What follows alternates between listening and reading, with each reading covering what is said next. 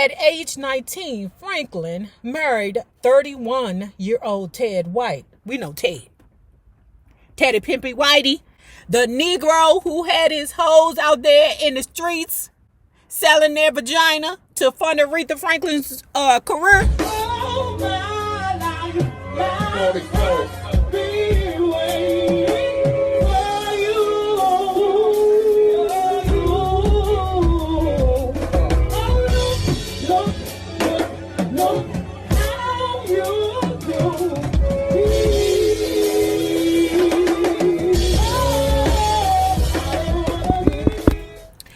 Well, hello there, love bugs. Hello there, bellas. If you have not already done so, please remember to like, share, subscribe, and tip your favorite narrator via Cash App at $NayRob on YouTube.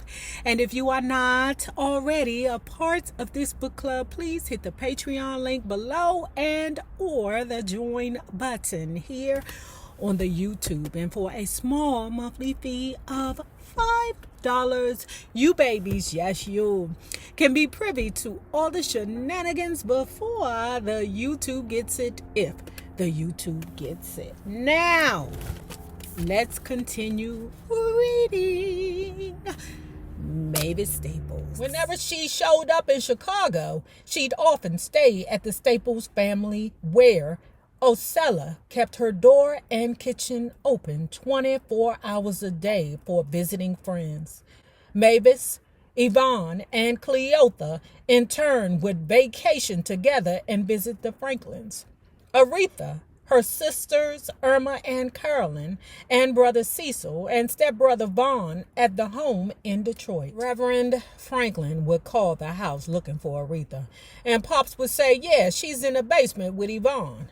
Purvis recalls. Send her home. She has a show tonight, he says. And Pops was like, man, she's sick.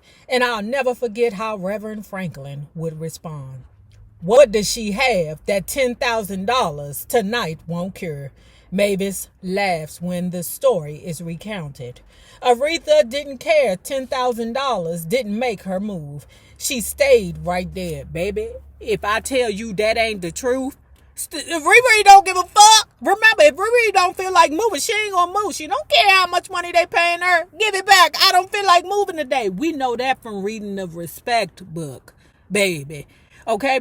She don't care nothing about that. When Ree died, Ree had checks just sitting in the burr or the china cabinet. And don't forget, Riri was riding around Detroit in a Rolls Royce with a missing hubcap.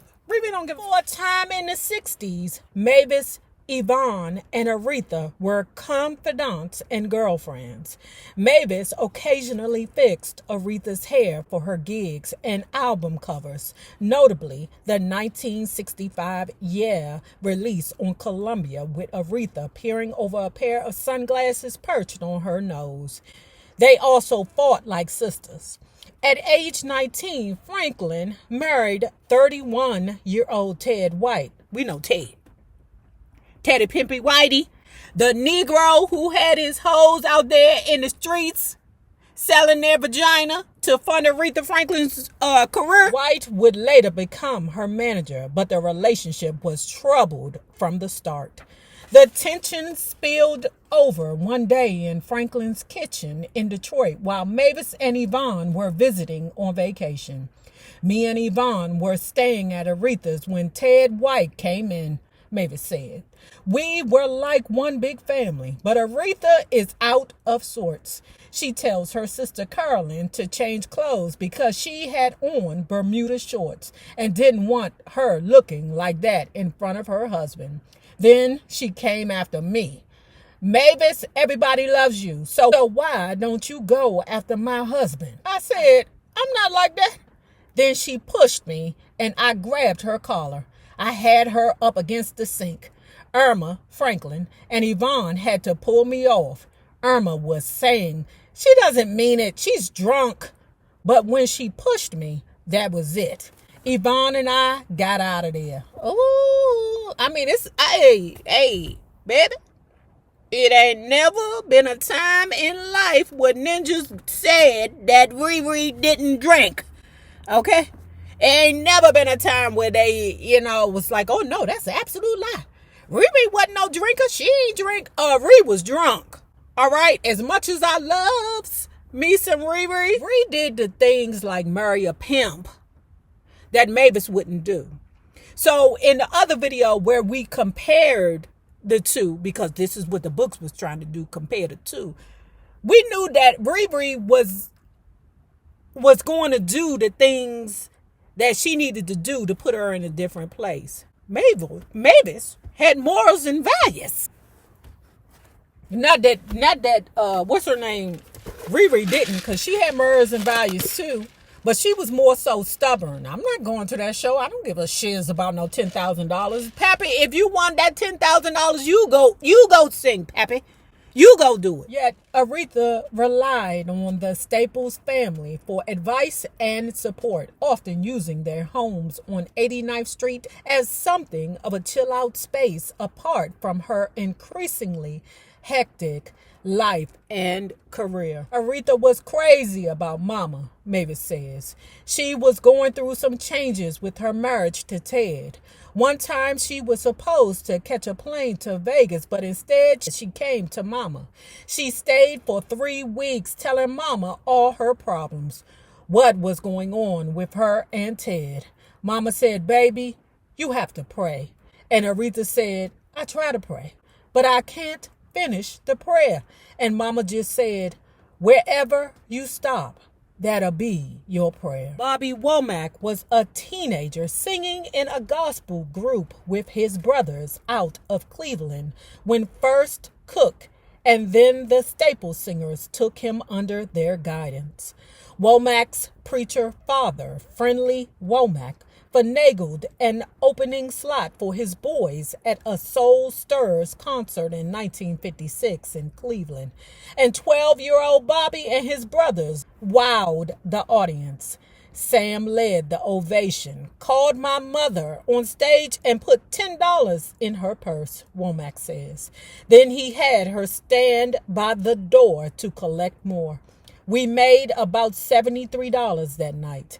Soon after, the Womack brothers hit the gospel circuit with the Staples singers, playing to as many as 3,000 people a night. The Staples were the first ones who took us out on tour, Womack says.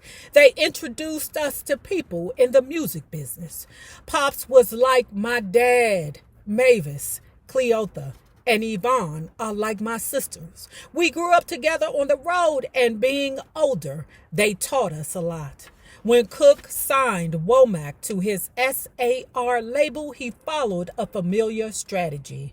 He changed their names to the Valentinos, then had them record Looking for Love, a pop version of Bobby's gospel song Couldn't Hear Nobody Pray. The song was a hit and set the stage for a long and highly successful career in R&B for Womack, who would also play guitar in Cooke's band. But it incensed Friendly Womack, who kicked his boys out the house for abandoning gospel. My father was more strict than Pops was, Womack says. Pops was telling my dad, you got to let these boys sing. As long as they sing good lyrics, it's not a problem. Don't separate gospel from secular. He had a different outlook than a lot of gospel people. He would try things. He was a Christian, but he was also a music man. And that's the reason why he didn't mind letting his family, I like the ladies with their dress and pretty hair.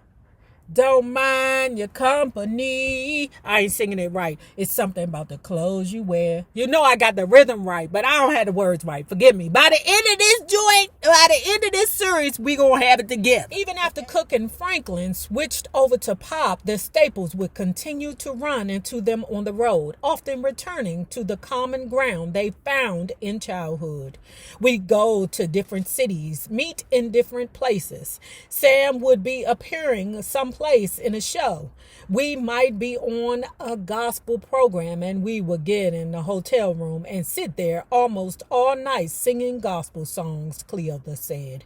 Everybody would come to our hotel room because we had church going on in there. Sure did. Sam would go in Reverend Franklin's room and they'd have conversations with our father and Reverend Franklin. We were just tight because all of us grew up in the slums together. Sam came from a religious family, and I don't think he ever forgot it, even in his work. Cause although he didn't sing gospel, he acted the part. Yeah, right. Until he went in that room with that little girl, but then so did C.L. Franklin. But I'll hurry up and move past that one because I don't want no smoke from you church ladies. He was still a religious person because of the way he acted towards his fellow man. See, when you start making money, a lot of people don't know how to accept it. They get a grant and won't speak to you because they look down on you. Sam never did that. His friends were always the same. Cooke played the suave, unflappable crooner on stage and in public life.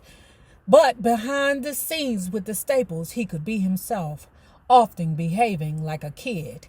He'd enter their room in the morning and pull Mavis, still in her pajamas, out of bed feet first. The sisters, okay. So the sisters, they all children or young people. So they all, could find trouble. But what the book says is that Sammy Cookie's guitarist, what's his name? Leroy Kroon.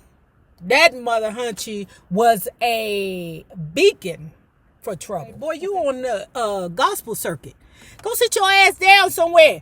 Don't be running through the hussies on the gospel circuit. You making us look bad. But remember, we read several books that said that the gospel folks were worse than the non-gospel singers. What book was that? Etta James. Etta James went out somewhere with Little Richard. Oh, who was that? Who was taking videos? Was it Bobby Blue Bland? Was it y'all? And remember, Etta James had told us that they was round there in the gospel circuit with cameras, taking pictures and movies of shenanigans that happens on the gospel circuit. Child, if any of them tapes are released, baby, that Bobby Blue Bland, was it him? Y'all, it wasn't Bobby Blue Bland. It was Bo Dirt Dick Diddley. When the Staple Singers first went on the road with the Soul Stirrers in the 50s, Purvis, Kroon, and Cooke went out marauding.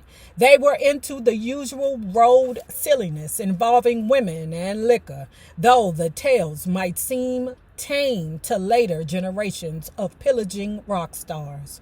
Cooke was a silky celebrity who had girls chasing him in every town, and Purvis and Kroon weren't shy about joining the party. We were some wild kids, Kroon says with a laugh. If we weren't with the Staple Singers, me and Sam would be crazy. We would act double stupid with Purvis, though. Purvis and I called each other Blab because we both talk so much. We didn't pay any attention to the business stuff. We wanted to sing, get off the stage, and communicate with the ladies. Kroon had a brief romance with the teenage Mavis, and Purvis would play pranks on the young couple on the road. Purvis left the group from 1958 to 1960.